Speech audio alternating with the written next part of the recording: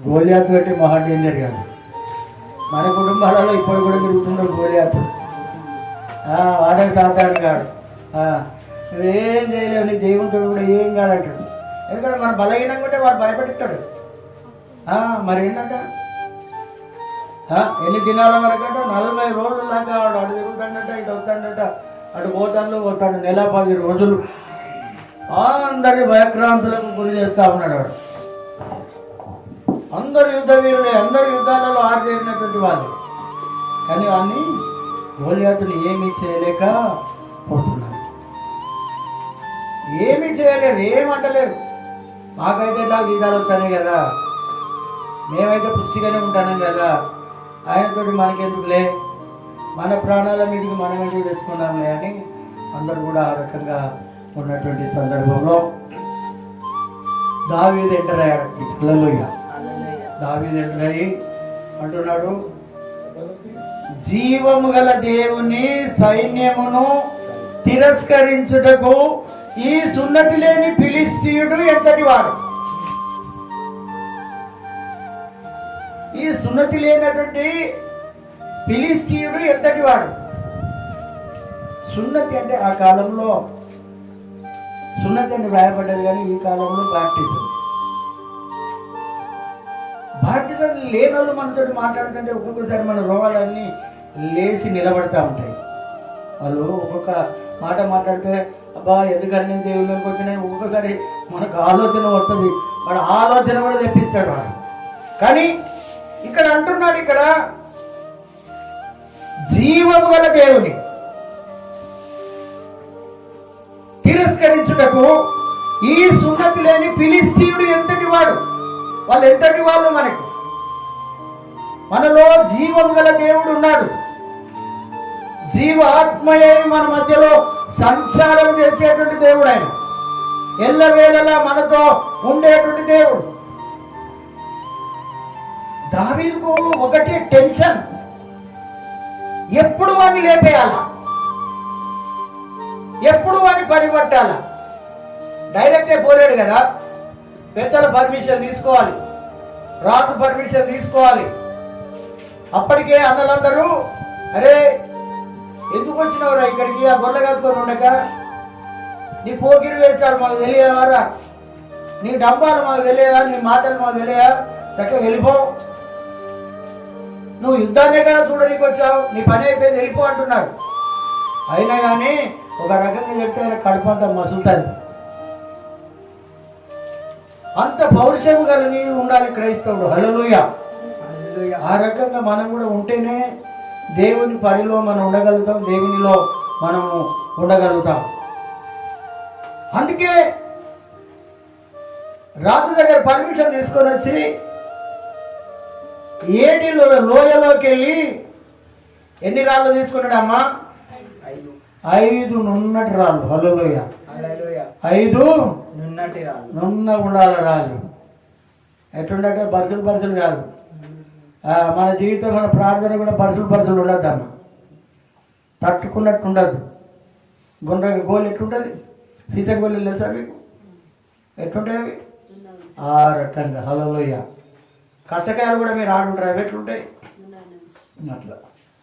అలాంటి రాళ్లను ఏరుకొని తన సిక్కములో పెట్టుకొని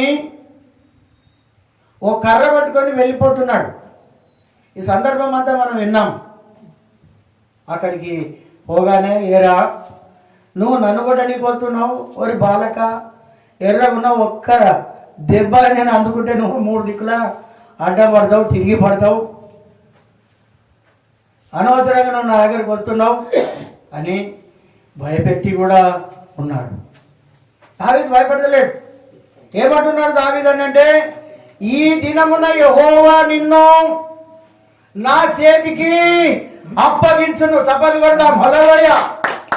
ఈ దినమున యెహోవా నిన్ను నా చేతికి అప్పగిస్తాడు. ఎప్పుడు కూడా అపశకునాల మాటలు మనం మాట్లాడద్దు. మన నోటికి ఎలాంటి మాటలు రావాలట? ఆశీర్వాదకరమైనటువంటి మాటలే రావాలి. శాపం గలటువంటి మాటలు అవుతుందో కాదో, పోతమో పోమో, ఇది ఎట్లుంటుందో, నాకు భయం అవుతుంది, నాకు ఇట్లయితుంది అట్లయితుంది అని మనం అనుకుంటాం. కానీ ఎప్పుడు కూడా దేవుని యొక్క మాటలను ఏ రకంగా మనం మాట్లాడాలంటే ఆయన అంటున్నాడు, ఈ దినమున యెహోవా నిన్ను నా చేతికి అప్పగించును. అప్పగించాడా మరి? నిజంగా అప్పగించలే. హల్లెలూయా, చప్పట్లు కొట్టండి. క్రైస్తవుని యొక్క నోటిలో, మన నోటిలో ఎప్పటికీ కూడా నేను సేవ చేస్తాను, సేవ చేయను, అదిలే గోలి హద్దులోయేలాగా కనపడుతుండా లోయ, ఇది ఎప్పుడు కూడా మనం అనుకోనికి వీలు లేదు. నేను చేస్తానాలే, హల్లెలూయా, నేను వెళ్తాననాలే. అందుకే అంటున్నాడు, ఎవరైనా మీలో వెళ్తారా నా ప్రేమను ప్రకటించనీకి? ఎవరైనా వెళ్తారా అని అన్నప్పుడు యెషయాకు పౌరుషం వచ్చింది. యెషయా ఆయన అంటున్నాడు, నేను ఎవరిని పంపాలి ఈ లోకానికి? ఎవరిని పంపాలి? ఎవరు పంపితే నా పేరును ప్రకటిస్తారు, నా సేవ చేస్తారు? ఆయన పరలోక దర్శనాన్ని చూస్తున్నాడు యెషయా. పరలోక దర్శనాన్ని చూసినప్పుడు అక్కడి స్వరం వింటున్నాడు, అయ్యా నేను వెళ్తాను కానీ నేను అపవిత్రమైన పెదవులు గలవాడను. ఎలా అంటాడట? ఆయన నోటి నిండా ఏమున్నాడో చెడ్డ మాటలు. అపవిత్రమైన పెదవులు అంటే చెడ్డ మాటలు. ఇవి వస్తే దేవుడు మనకు దూరం ఉంటాడమ్మా. హల్లెలూయా. ఇగో నా సంగతి తెలియదు, నా నోరు మంచిది కాదు అని అంటాం మనం. ఒక్క మాట మాట్లాడితే ఉరి పెట్టుకొని చావాలి అంటారు కొంతమంది. ఈ విధంగా కాదు మన మాటలు ఉండేది. అందుకే ఆయన అంటున్నాడు ఇక్కడ, అపవిత్రమైన పెదవులు గలవాడని నేను వెళ్తానయ్యా, మరి నా పరిస్థితి అని అంటే అక్క నుండి నిప్పులు ఒక కారులో తీసుకొని వచ్చి తన పెదవులను కాల్చినట్టుగా మనం చూస్తూ ఉన్నాం. హల్లెలూయా. పెదవులను కాల్చాలి, మన పెదవులు కాల్చబడాలి.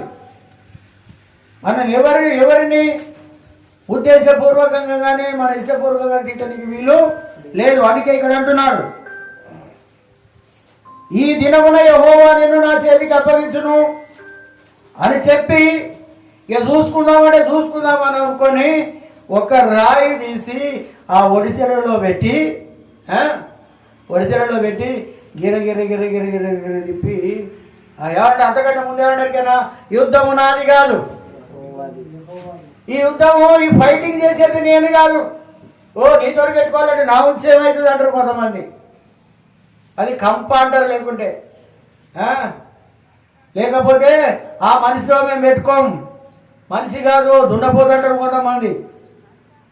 కానీ ఆయన అంటున్నాడు, యుద్ధము నేను కాదు చేసేది, యుద్ధము యెహోవాదే. కానీ ఒకటి నువ్వు తెలుసుకోవాలి బిడ్డ అంటున్నాడు.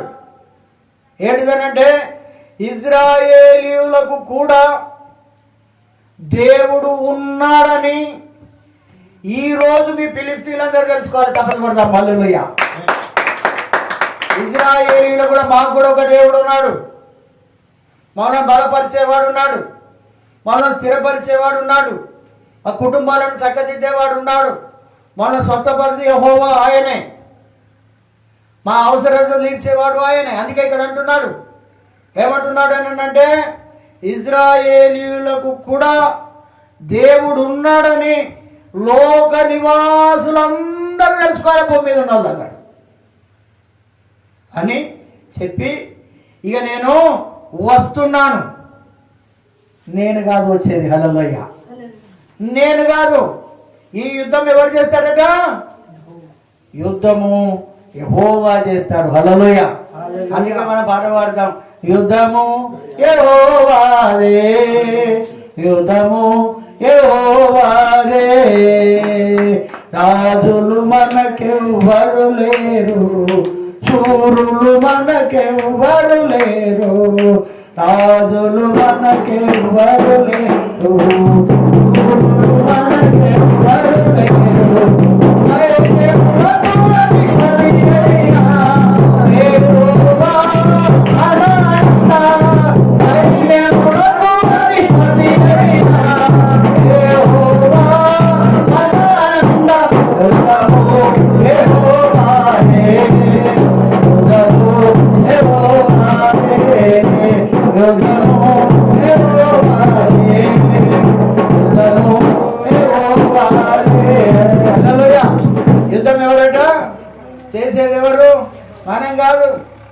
చేయలేం, మనం నెగలలేం, ఆ మనిషితో నెగలలేం, ఈ ఈ కొడుకుల బిడ్డలతో మనం నెగలలేం, ఈ భర్తలతో మనం నెగలలేం, ఈ సమాజంతో, ఈ బాధలతో, ఈ భగవానితో మనం నెగలలేమంటే ఎప్పుడు కూడా మనం ఇలాంటి మాట మనం నోటికి రాకూడదు. హల్లెలూయా హల్లెలూయా. ఆయన అంటున్నాడు ఇక్కడ, యుద్ధము యెహోవాదే, నేను యెహోవా పేరట వస్తున్నాను, యెహోవా పేరట నేను వస్తున్నాను అని ఆయన చెప్తున్నాడు. హల్లెలూయా. ఇలా పొద్దుగాల మా మనవరాలు పాట పడతారు. దావీదు గోలియాతును వాడి శేలతో కొట్టాను. అరే ఎలా కొట్టాను? గిర్ర గిర్ర తిప్పి కొట్టాను, గిర్ర గిర్ర తిప్పి కొట్టాను. 1 కాదు, 2 కాదు, 3 కాదు, 4 కాదు, 5 రాళ్లను ఏటిలో ఏరి ఒక్క రాయితో కొట్టాను. హల్లెలూయా. అంటే 5 రాళ్ళు ఏరుకున్నారు కానీ ఒక్కటే రాయితో కొట్టగానే అందరూ పరారైపోయారు. హల్లెలూయా హల్లెలూయా. ఆ జరిగిన సందర్భాన్ని తర్వాత ఇక్కడ జరిగిన విషయం ఏమనంటే, ఈ సౌలుకు ఒక కుమారుడు ఉన్నాడు, అతని పేరు యోనాతాను. అతని పేరు యోనాతాను. ఈ దావీదు ఎప్పుడైతే ఆ యుద్ధంలో గెలిచి ఆ ఫిలిష్తీయులందరినీ ఏం చేశాడనంటే పారిపోయారు అందరు. వారి తల పట్టుకొని వచ్చాడు మహాగంభీరంగా. హల్లెలూయా. అంత పౌరుషంగా అక్కడ పట్టుకొని వస్తే అని ఇతన్ని ఏం చేశాడనంటే ఇతన్ని ప్రేమిస్తున్నాడు ఈయన. హల్లెలూయా. స్నేహం చేస్తున్నాడు, దావీదుతో స్నేహం చేసినట్టుగా కూడా మనం ఇక్కడ చూస్తున్నాం. అతని స్నేహితునిగా భావించుకొని అతన్ని ప్రేమించను అని ఉన్నది. అతన్ని ప్రేమించను. ప్రేమ అంటే ఈ కాలంలో ఉన్న ప్రేమ కాదు, పెడితే పెళ్లి లేకుంటే సాగు కాదు. ప్రేమ అంటే నిజంగా కూడా యోనాతాను చనిపోయినప్పుడు దావీదు ఎట్లా ఏడిచిండని అంటే, ఎంత భయంకరంగా ఏడిచినట్టే రానున్న అధ్యాయాలలో మనం దొరుకుతుంది. ఒక ఆడవాళ్ళు ఏడ్చినటువంటి ఏడుపు కంటే ఎక్కువ ఏడ్చినట్టు అంత ప్రేమ వాళ్ళు కలిగి ఉన్నారు. కలిగి ఉన్నప్పుడు దావీదు తనకు ప్రాణ స్నేహితుడని భావించుకొని అతన్ని ప్రేమించుతూ యోనాతాను అతనితో నిబంధన చేసుకున్నాడు. యోనాతాను అతనితో నిబంధన, ఇక నుండి యు ఆర్ మై ఫ్రెండ్. ఏదో ఫ్రెండ్షిప్ డే నాడు ఏదో ఏదో దారాలు కడతారు, చేతులకు అవి కడతారు, ఇవి కడతారు, ఇది కాదు వాళ్ళ స్నేహం. అలాంటి స్నేహం చేసి వాళ్ళు బాగానే ఉన్నారు. బాగానే ఉన్నటువంటి సందర్భంలో అక్కడ ఉన్నటువంటి స్త్రీలు అందరూ ఏం చేస్తున్నారు అంటే, దావీదు 10,000 కొలది చంపేశాడు, సౌలు 1000 కొలదిగా చంపాడని వాళ్ళు ప్రతిగానాలు చేస్తూ ఉన్నారు, పాటలు పాడుతూ ఉన్నారు, ఆటలు ఆడుతూ ఉన్నారు. సౌలు కంటే దావీదే బలవంతుడు, దావీదే గొప్పవాడు, దావీదే అనేకులను చంపేస్తున్నాడు, సౌలు ఎంత, సౌలు రాజు ఎంత అన్నట్టుగా వాళ్ళు మాట్లాడుతుంటే ఈ సౌలుకు కోపం వచ్చింది. హల్లెలూయా. ఈ రాజుకు కోపం వచ్చింది. రాదా అని నాకంటే వీడిని ఎంతగానో పొగుడుతున్నారు, నా ఉప్పు తింటాను, నా పప్పు తింటాను, నా రాజ్యంలో మీరు ఉంటున్నారు, వేరే వీడిని పొగుడుతున్నారని అతనికి కోపం వచ్చింది. కోపం వచ్చినప్పుడు 9వ వచనంలో అంటున్నాడు, కాబట్టి నాట నుండి సౌలు దావీదు మీద విషపు చూపు నిలిపాడు. హల్లెలూయా. ఎప్పుడైతే ఈ మాటలు ఈ స్త్రీల దగ్గర నుంచి విన్నాడో అప్పటి నుంచి దావీదు మీద విషపు చూపు చూశాడు. విషపు చూపు అని అంటే ఇతన్ని ఎప్పుడు చంపేయాలి, అర్థమైందన్నా, ఇతన్ని ఎప్పుడు ఏ రకంగా చంపేయాలన్నటువంటి ఆలోచనకు వచ్చాడు సౌలు. అరే అంత పెద్ద యోధుని గోలియాతుని చంపాడు కదా, ఇతడు మన పక్షాన ఉండాలి కదా, ఇతడు మనకు ఉంటే మన రాజ్యంలో ఉంటే ఇలాంటి బలవంతుడు మనకు ఉండాలి కదా అని అనుకోవడం లేదు. విషపు చూపుతున్నాడు. ఏదైనా విషయం మనకు కూడా తెలియగానే కొంతమందిని మనం కూడా పక్కకు పెట్టేస్తాం మనం. కానీ దావీదును కూడా ఈ సౌలు ఆ రకంగానే విషపు చూపు చూశాడు, పగ పెంచుకున్నాడు. విషపు చూపు అంటే పగ. చూపులలో కూడా తేడా ఉన్నది. అమ్మ చాలా జాగ్రత్తగా చూస్తాలా, వింటాలా. హల్లెలూయా. వింటే సపోర్ట్ కొట్టండి. విషపు చూపు చూపుతున్నాడు. కొంతమంది చూపులలో తేడా ఉంటుందమ్మా. వాని సూపు మంచిది కాదు, వీని సూపు మంచిది కాదు, దాని సూపు మంచిది కాదు అంటారు కొంతమంది. సూపులు కూడా మంచిది కాదు. అందుకే దావీదును ఏమన్నాడు? దావీదు ఎలా వర్ణించాడో తెలుసా? చక్కని నేత్రములు గలవాడు. హల్లెలూయా. ఎలాంటి నేత్రములు గలవాడట? చక్కని నేత్రాలు. కొంతమంది చాలా చక్కగా ఉంటారు. వాళ్ళ ఆ చూపులోనే ప్రేమ, అనురాగం, జాలి కనబడుతుంది. అందుకే కొంతమంది మనిషిని చూస్తే నేను చెప్తా అంటారు కొంతమంది. హల్లెలూయా.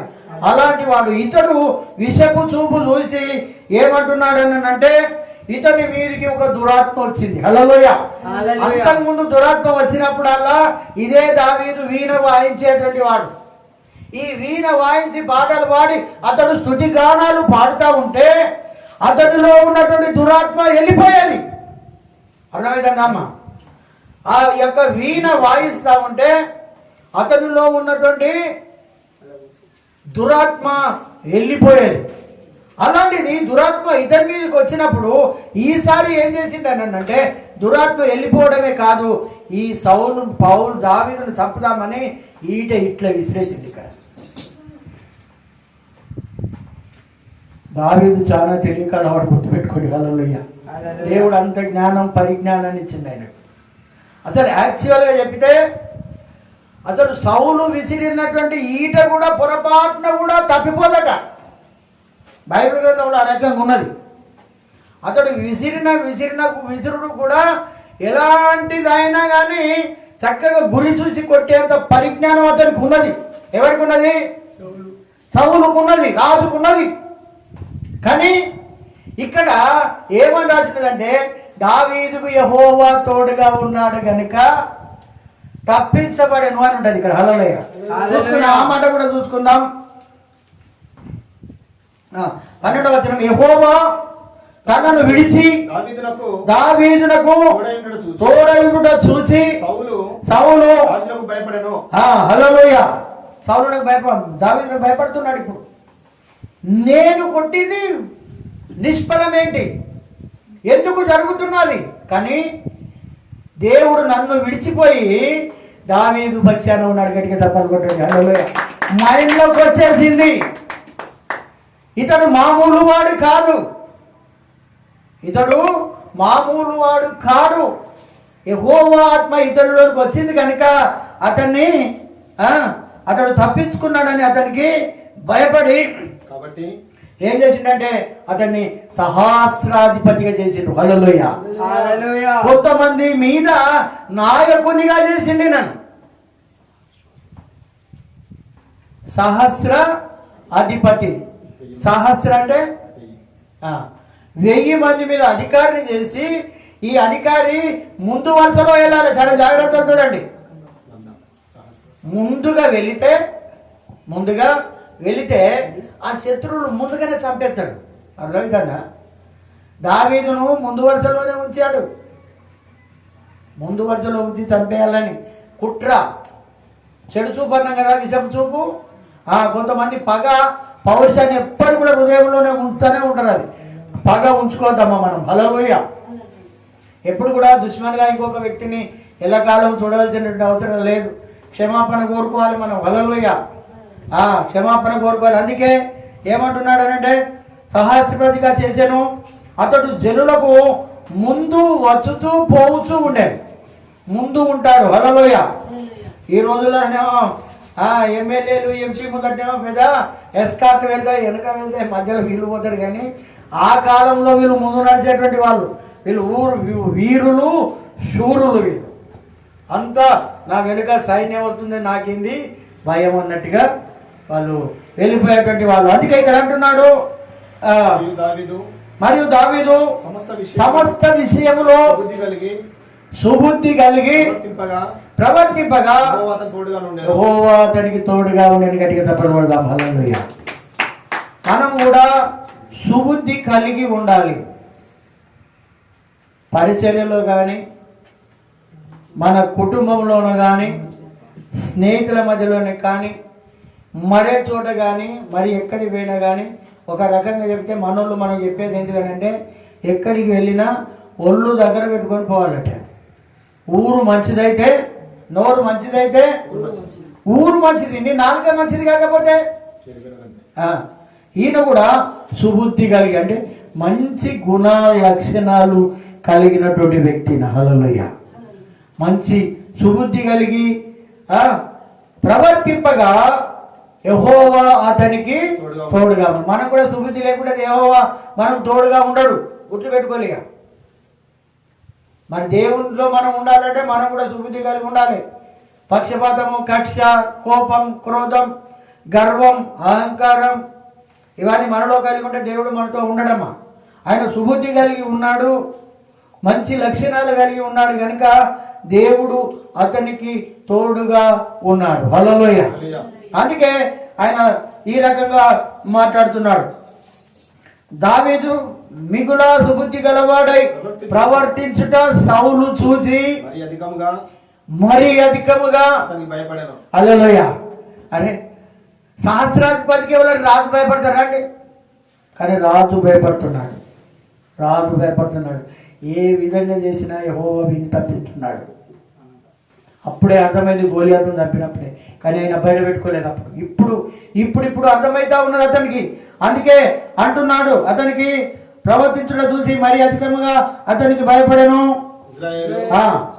వారితోను యూదా వారితోను దావీదు జనులకు ముందు వచ్చుచు పోచునుట చేత వారు అతన్ని ప్రేమిస్తున్నారు. వాళ్ళలో రాజు కంటే ఈయననే అందరినీ కలుపుకొని పోతున్నాడు కాబట్టి అందరూ కూడా యూదా వారట, ఆ రాజ్యంలో ఉన్నటువంటి ప్రతి ఇజ్రాయేల్ ప్రజలు కూడా దావీదుతో వాళ్ళు ప్రేమగా ఉంటున్నారు. హల్లెలూయా. చూడండి, ఇంకా చూసుకుందాం మనం.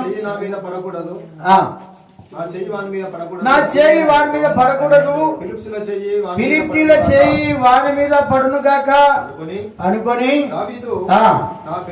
నా పెద్ద కుమార్తె అయిన మేరబును నీకిత్తును, నీవు నా పట్ల యుద్ధశాలివై ఉండి యెహోవా యుద్ధములను జరిగింపవలెను. ఇది కుట్రే, ఇది కూడా కుట్రే. నా బిడ్డనితనని చెప్పుకుంటూనే ఏమంటున్నాడు అంటే, ఇక్కడ ఏమంటున్నాడు అని అంటే, ఫిలిష్తీయుల చేయి వారి మీద పడును గాక. ఎవరి మీదనట? వాడు నాశనం అవును గాక అన్నట్టుగా. దేవుని బిడ్డలు అంటే కార్యం జరుగుతుంది, కానీ సైతాన్ గారు అంటే జరుగుతుంది అండి. ఇక్కడ చూడండి, పడును గాక అంటున్నాడు. పడిపోవాలి, వీడు నాకు కళ్ళములు కనపడద్దు, వీడు యుద్ధానికి పోయి మళ్ళీ రావద్దు, వాడు చచ్చిందని కబురినాలని సౌలు ఇట్లా పెట్టి చూస్తాడు. వాడు సౌలు ఏమంటున్నాడంటే, నా బిడ్డను నీకు ఇస్తానని అంటున్నాడు. యుద్ధము జరిగించవాలని 18వ వచనంలో అందుకు దావీదు రాజునకు అల్లుడ నగుటకు నేను ఎంతటి వాడను, నా స్థితి అయినను ఇశ్రాయేలీలలో నా తండ్రి కుటుంబమైనను ఏ పాటివని సౌలుతోనే ఇంతటి నేను నీకు అల్లుని కావాలంటే మామూలు విషయం అయ్యా. నా కుటుంబం ఎంత, మేమెంత, మా గోత్రం ఎంత, మా బతుకులు ఎంత, మా స్థితిగతులు ఎంత, మా అన్నలు నీ దగ్గర పనిచేస్తాను, నేను గొర్రెలు కాచుకుంటుండేది, మా తండ్రి సంగతి అంతంతా మాత్రమేనే, మా గోత్రం ఎంత, మేమెంత, ఇజ్రాయేలీలు అని తగ్గించుకుంటాను నేను. హల్లెలూయా. మనమైతే నాకు ఇది ఉన్నది, అది ఉన్నది, అన్ని ఉన్నాయని చెప్పుకుంటాం మనం. హల్లెలూయా. కానీ చూడండి, సౌలు కుమార్తె అయిన దావీదునకు ఇయ్యవలసి ఉండగా సౌలు ఆమెను వేరొకరికి ఇచ్చేశాడు. ఈయనకి ఇతనే చెప్పి వేరే వాళ్ళకి ఇచ్చేశాడు. చూడండి ఎంత కుట్ర, ఎంత కుట్రా కాదు. ఇప్పుడు రాజు పలికిన శాసనం కరెక్ట్ కావాలి, కానీ దావీదు విషయం కొంచెం వేరేవాడు చంపితే వారికి ఇచ్చుకోవచ్చు, కానీ దావీదు మీద దేవుని ఆత్మ ఉన్నది కనుక అతనికి ఇవ్వకుండా వేరేకైనా ఇచ్చేశాడు.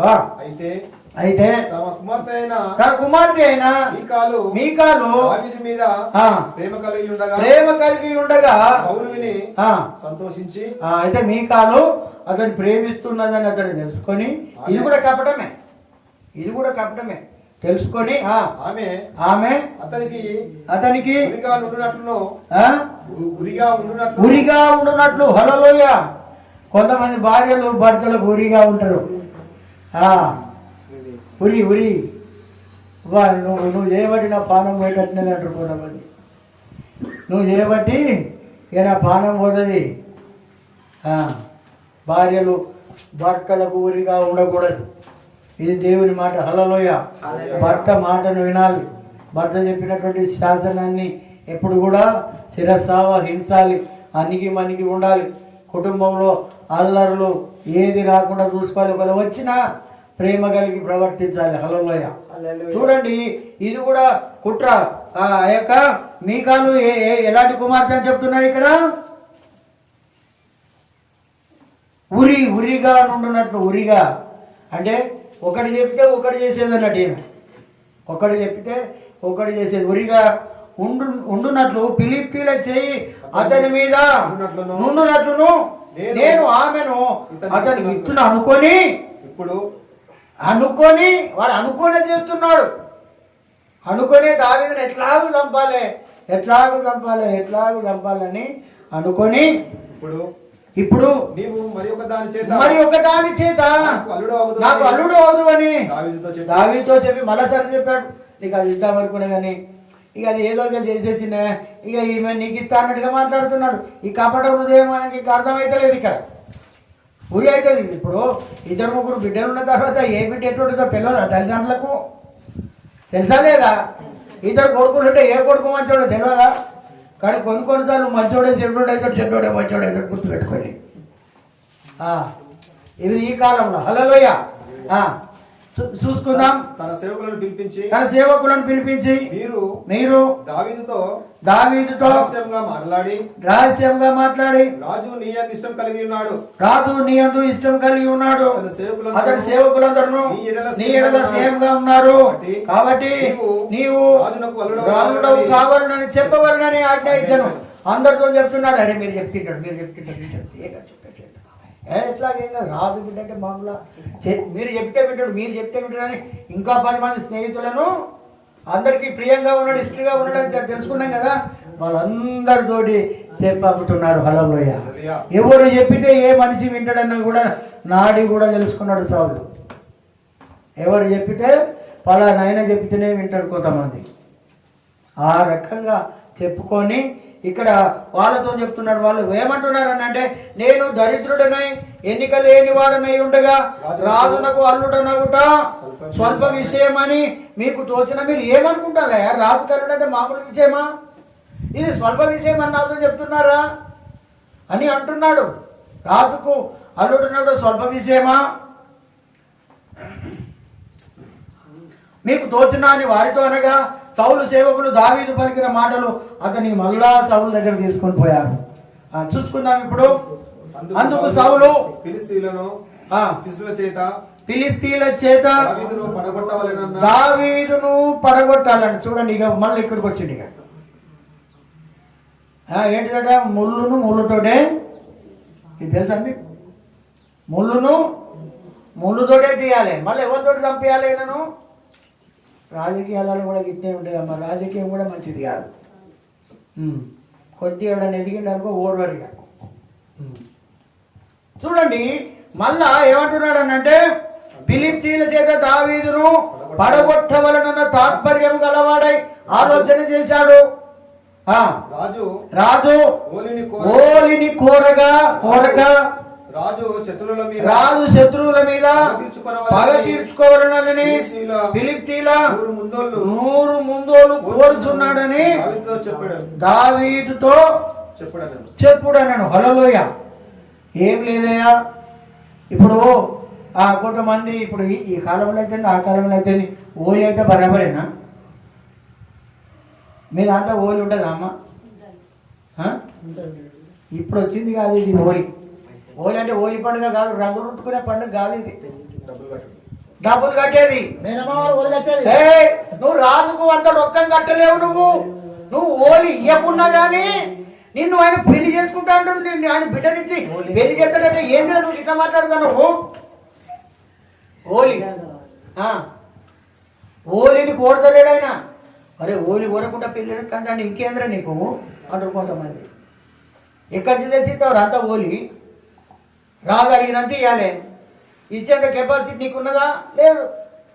మరి ఆయన పిల్లలంతా నోరు మూసుకొని చేసుకోకి అనుకోవడానికి అంత బాధ అని చెప్పి అని అట్లా వాళ్ళతో చెప్పించి ఏం లేదు, ఫిలిస్తీన్ల దగ్గరికి పోయి ఫిలిస్తీన్లను చంపేసి 100 మందిని చంపి 100 మంది ముందోళ్ళను తీసుకొని రావాలి. ఇట్లా తీసుకొని వస్తేనే నీ బిడ్డని ఆయన బిడ్డని పెళ్లి చేస్తాడని చెప్పిండు ఇక్కడ. హల్లెలూయా. 100 ముందోళ్ళను తీసుకొని రావాలన్నట. నీకు ఎంత విషయమే 2 నిమిషాలలో నువ్వు తీసుకొని వస్తావు అని ఇట్లా చెప్తున్నారు దోస్తులు. చూడండి, సౌలు సేవకులు ఆ మాటలు దావీదునకు తెలియజేయగా రాజులకు అల్లుడు కావాలన్న కోరిక కొంతమందికి ఇక వచ్చేసింది ఇక దగ్గరికి. ఇక ఎట్లయితే ఇక రాజుకు అల్లుడిని కావాలి, ఈ ఊరికి అల్లుడికి కావాలి, ఆ కుటుంబానికి అల్లుడిని కావాలి అన్న కోరిక కలవాడే. పెళ్ళి అంటే సంబరమే కదా అమ్మ. పెళ్ళి అంటే సంబరపడుతున్నాడు. ఇక పెళ్ళి అంటే రాజును ఏది రాజుకు అల్లుడు కావాలన్న కోరిక కలవాడై గడువు దాటక మునిపే గడువు దాటక మునిపే ఆయన 10 గంటలకు మరి 8 గంటలకే పోయిండు. చప్పలు కొట్టండి. మరి అట్లుండాలి. మరి టైం 10 గంటల కంటే 12 గంటలకు తయారవుతాం మనం. హల్లెలూయా. ఎప్పుడు కూడా క్రైస్తవ జీవితం టైం మీదనే ఆధారపడి మీరు గుర్తుపెట్టుకోండి. ఇదే కాదు నేను చెప్పేది. ఎప్పుడు కూడా మన జీవితంలో టైం మెయింటైన్ తప్పకుండా చేయాలి. మేము ఇక్కడ కొరియన్ చర్చికి పోతాం. మేము 10 అంటే 10కి గేట్లు పడతాయి. ఎవరు రాని లోపల రాకపోని వాక్యం నడుతూనే ఉంటుంది, ఆరాధన నడుతూనే ఉంటుంది, అన్ని నడుతూనే ఉంటాయి. 10 అంటే 10 since 10 గేట్ క్లోజ్ అంతే.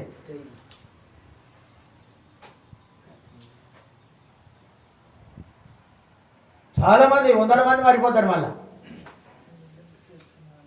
అంటే ఇతడు కూడా ఏం చేసిండే గడువు దాటక మునిపే లేచి తన వారితో పోయి ఫిలిప్పీలలో 200 మంది అట. రాజంతా చెప్పిండు 100 మందిని అన్నాడు మెచ్చుకోవాలని. 200 మందిని హతం చేసి వారి ముందోళ్ళు తీసుకొని వచ్చి రాజునకు అల్లుడనగుటకై కావలసినటువంటి లెక్క పూర్తి చేసి అప్పగింపగా సౌలు తన కుమార్తె అయిన మీకాను అతనికి ఇచ్చి పెళ్లి చేసిన. అబ్బాయిడు ధైర్యవంతుడిగా ఉండాలి. చంపాలనుకున్నాడు. 200 100 మందిని చంపడంటే మాటలా? వట్టిగానే మనతో అయితేగా మనము ఎవరితో వదిలిపెట్టుకోవాలంటే నీతో నా మంచిగా అవ్వా అని ఈ కంపలతో ఎడబెట్టుకుంటే మనమే వెనుకపోతాం. ఇంకా కొట్టుకుని ముచ్చట పక్కకు పెట్టు, సంపేసుడు ముచ్చట పక్కకు పెట్టు.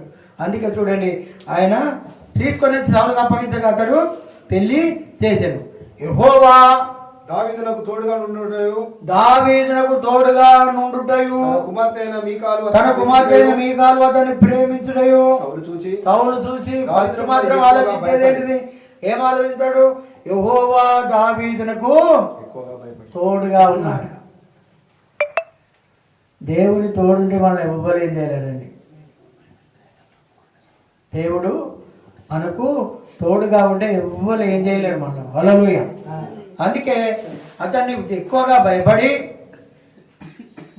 ఎల్లప్పుడూ దావీదు మీద విరోధముగా ఉన్నాడు. ఇక అల్లుడు అయినా కానీ విరోధమే ఉన్నది. పైకి ప్రేమ నటిస్తున్నాడు కానీ లోపల ఏమున్నది? కుట్ర ఉన్నది దావీదుకు. ఫిలిష్తీయుల సర్దారులు యుద్ధమునకు బయలుదేరుచు వచ్చిరి. వారు బయలుదేరినప్పుడెల్లను దావీదు బహు వివేకము కలిగి ప్రవర్తించుతూ రాగా సౌలు సేవకులందరికంటే అతని పేరు బహు ప్రసిద్ధికెక్కెను. హల్లెలూయా. అసలు సైన్యంలో సౌలు రాజుకు ముఖ్యుడు ఎవరు? అతనిలో ఉన్నటువంటి ధైర్యశాలి ఎవరు? అతనికి బహు వివేకము కలిగి ప్రవర్తించేటువంటి వాళ్ళు ఎవరు? ఎవరు శక్తిమంతుడు అంటే దావీదు పేరే చెప్తున్నారు అక్కడ. హల్లెలూయా. అంత పేరు ప్రఖ్యాతలు సంపాదించుకున్నాడు దావీదు. అంత పేరు ప్రఖ్యాతలు సంపాదించుకోండి. చుట్టూ ఎవరు ఆయనకు ఇప్పుడు? ఇటు భార్య కిరికిరి చేసేదే ఉన్నది, ఇటు తండ్రి ఎప్పుడు తప్పుదామని చూసేవాడు ఉన్నాడు. కానీ ఈ యొక్క సర్దారులనే కానీ లేకుంటే బయట కానీ ఎక్కడ కానీ అందరూ అనుకుంటారు వాడు ఒక్కడి లేకుంటే వాడి సంగతి చెబుదామని అనుకుంటాను అంటాడు. కానీ ఇతనికి అందరూ భయపడుతున్నారు. అతని పేరు ఏమైందని అంటే ప్రసిద్ధికి ఎక్కింది. ఇక్కడ హల్లెలూయా, ఏమైపోయిందట? ప్రసిద్ధికి ఎక్కాది, పేరు ప్రఖ్యాతులు గలవాడుగా అయిపోయాడు దావీదు. హల్లెలూయా. ఇంకా దావీదు గురించి చాలా ఉన్నాయి లోపల, మనం చదువుకోనేటి చాలా ఉన్నాయి. దావీదు అందుకే 10,000 మంది పైబడిన పదిలముగా నేనుండెదను. ప్రభు యేసు సన్నిధానమే ఆరాధనలు.